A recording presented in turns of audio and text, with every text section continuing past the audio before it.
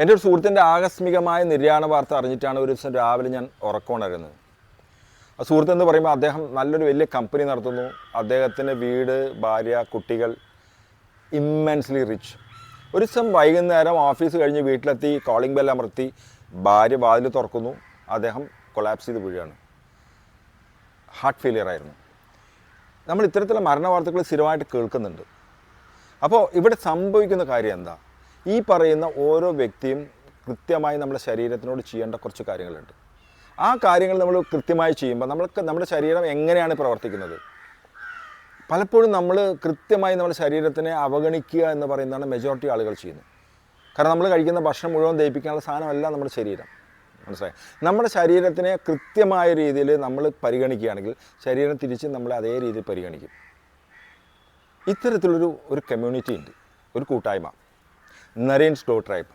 ഈ നരേൻ സ്ലോ ട്രൈബിൽ വരുന്ന ഓരോ ആളുകൾക്കും കിട്ടുന്നത് ഇതേവരെ എക്സ്പീരിയൻസ് ചെയ്യാത്ത കുറേ കാര്യങ്ങളാണ്. എങ്ങനെ ആരോഗ്യം സംരക്ഷിക്കാം, ഏതൊക്കെ ആരോഗ്യം എന്ന് പറയുന്നത് ഒരു ആരോഗ്യം മാത്രമല്ല, മാനസികവും ശാരീരികവും കർമ്മപരവും ആയിട്ടുള്ള ആരോഗ്യമാണ് സംരക്ഷണം എന്ന് പറയുന്നത്. അപ്പോൾ ഇത്തരത്തിൽ കുറേ അറിവുകൾ സമ്മാനിക്കുന്ന നരേൻ സ്ലോ ട്രൈബ് എന്ന് പറയുന്ന കമ്മ്യൂണിറ്റിയിലേക്ക് ഞാൻ നിങ്ങളെ സ്വാഗതം ചെയ്യാണ്. നിങ്ങളെ ബാക്കി ജീവിതം നല്ല രീതിയിലാവണമെങ്കിൽ, നല്ല രീതിയിൽ ആരോഗ്യത്തോടു കൂടി ജീവിക്കണമെങ്കിൽ ഇത് നിങ്ങൾക്കൊരു അവസരമാണ്.